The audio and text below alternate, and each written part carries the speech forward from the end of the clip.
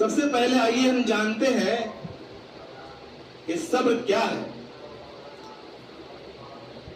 قرآن مجید کا ہم مطالعہ کریں تو بہت جگہ پہ اللہ فرماتا ہے واللہ یحب الصابرین، کہ اللہ صبر کرنے والوں سے محبت کرتا ہے۔ ان اللہ مع الصابرین، اللہ صبر کرنے والوں کے ساتھ ہے۔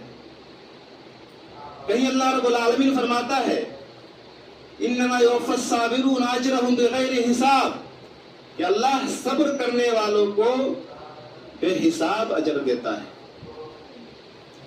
تو آئیے ہم جانتے ہیں صبر ہے کیا۔ عربی زبان میں صبر کہتے ہیں کسی چیز کو روکنا، باندھ دینا، کسی چیز کو روکنا اور باندھ